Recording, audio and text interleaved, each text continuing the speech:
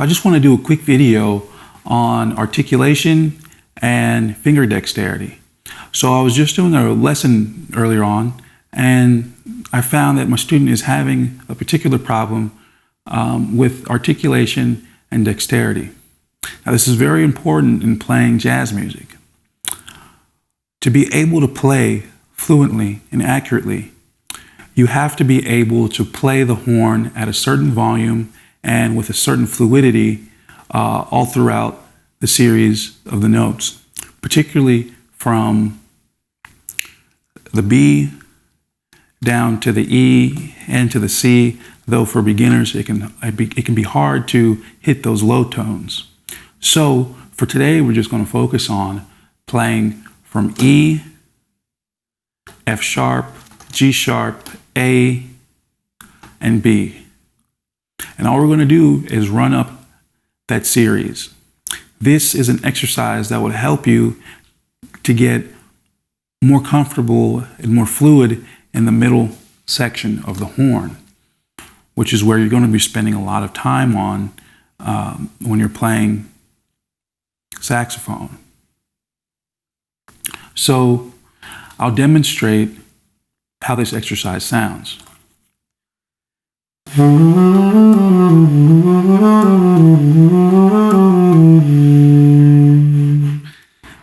That's it in its very basic form. That's all we're going to be doing. But what we want to do in the sense of articulating it for jazz is we want to smoothen it out.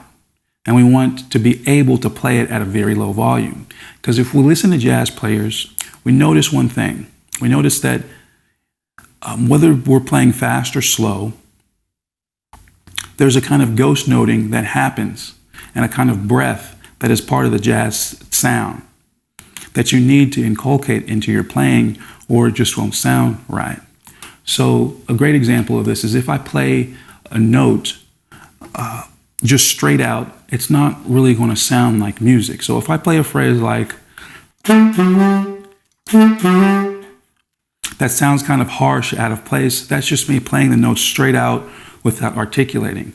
But to really make music out of the horn and to really make things sing, I have to articulate it in such a way that it's coherent and cohesive and is kind of vocalized. So this is me playing the same phrase in a vocalized fashion with some articulation.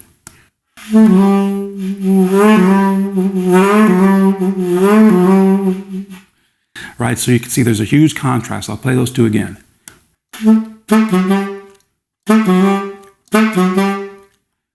The first one's kind of honky and static. The next one, it's a little more fluid. Let's hear it.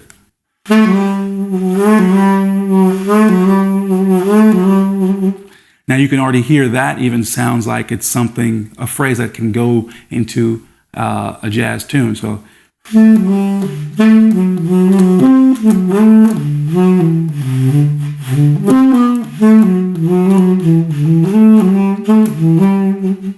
right, it's there. But if I start playing like this, there's no music in that.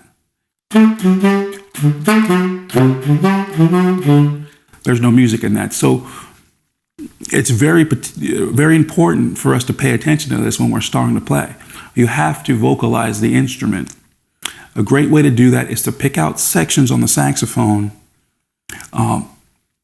and work on articulating that section of the horn and working on your articulation and your volume. So again, for the jazz player, we should be able to play notes at a very low volume because a lot of what we play on the horn is actually ghost noted. We're not trying to have the listener hear every single note that we're playing, but rather we're going to play a series of notes and want to accent the most important notes in the phrase. So if I played something like, what I'm doing there is I'm going up this pattern, but I'm not playing, I'm playing it, and I'm playing it with the intent to start on the E and get to the B And the B is where my accent is. So this is a great thing to do when you're beginning, is to pick out phrases, either things you make up yourself or something from a song, and write it out and put different accents on notes that you want to accent on, and challenge yourself to try to accent different notes in the phrase. So here we can see a stark difference between playing and playing. If I accent every note,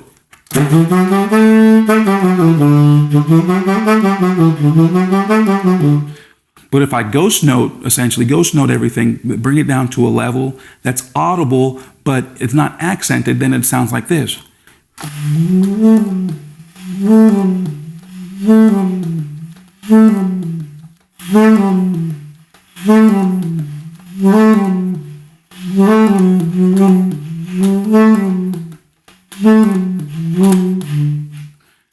That's what you want. That's just a criteria that you need to play jazz. It's something that we need in our fingers. It's something that you need in your playing. Because what that really does, aside from giving you a way to travel to other notes and making the building kind of an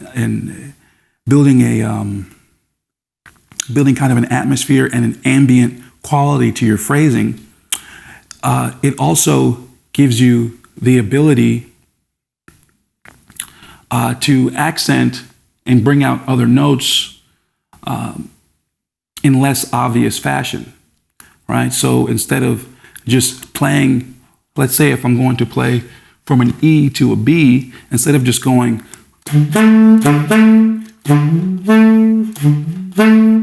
right, I can travel to it instead of just playing it outright. So it gives the music a lot more musicality and a lot more flavor than to go.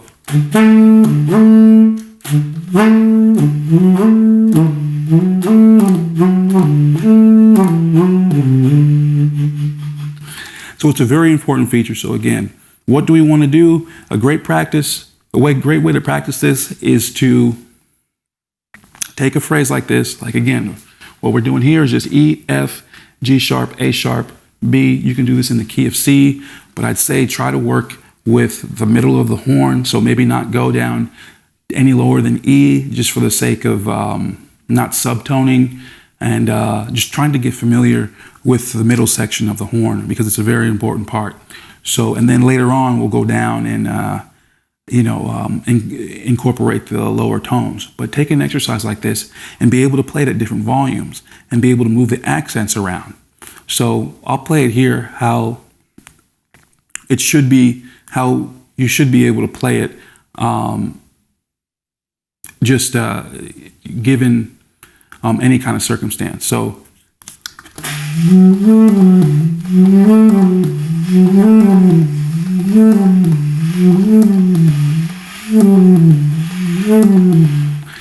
a lot of people might say, well, that's fast, but it's not really meant to be fast. It's meant to be fluid.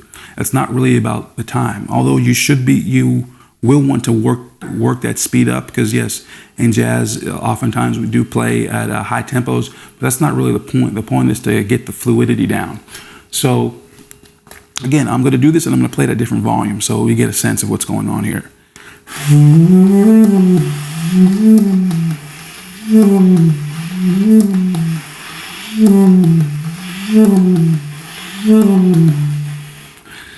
Now, if you listen closely, again, there's an effect to this. There's many levels to this, but there's an effect to this. And the effect is that it adds breath into the tone of my playing to where it's not a honking saxophone. This would be a honking saxophone.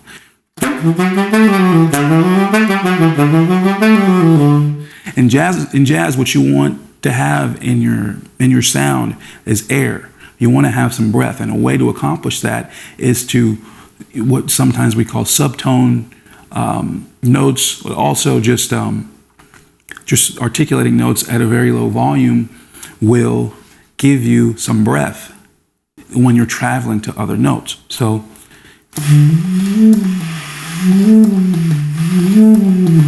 you hear that breath? That's the important part of what I'm doing here.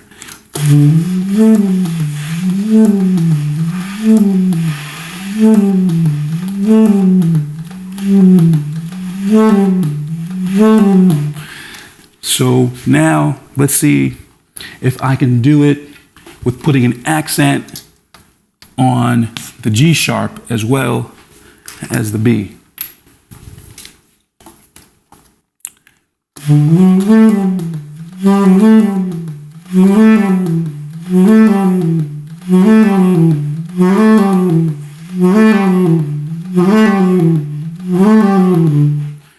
Right, you get a little different feel out of that. So let's say, let's move that. Let's move this one and this one, and now put the accent on the A and see what we get out of that.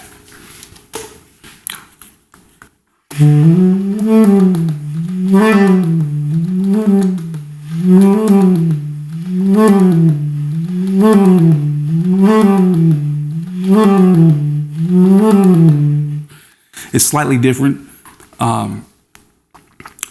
but you can hear that there's a different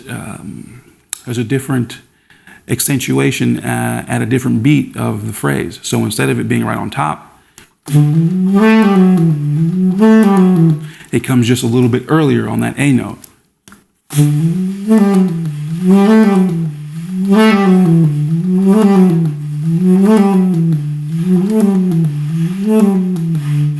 Now we can do this and use the bottom notes as well. So let's say I move that accent and put it over on the F sharp. So the second note would get the loudest tone.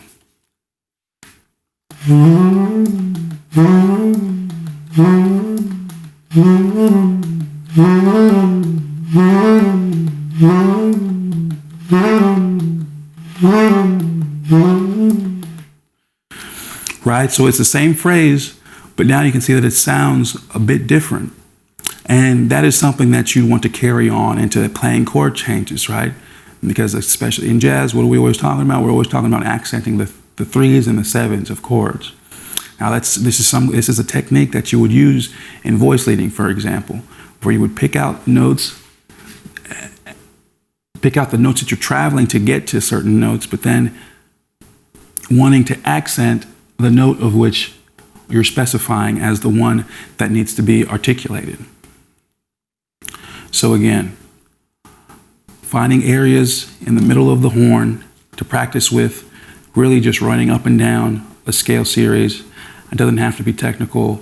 It doesn't have to be something that comes out of a standard or a line of a solo. It just has to be something to where you can get used to flowing through the horn. I'll do one example here just in C major so we can see how that sounds. I'll start on the D. So.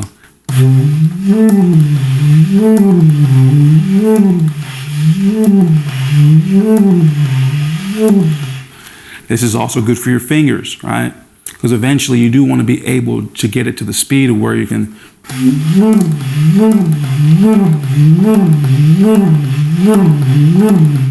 Not that you're intending to ever play that fast, but it helps a lot in your dexterity, and that will get you to articulate the notes better and articulate the horn better. And in effect, you'll sound a bit better as well. So here we go. That's just another criteria in which we need to accomplish and being able to play jazz. I hope that was helpful. I hope you enjoyed it. Thank you.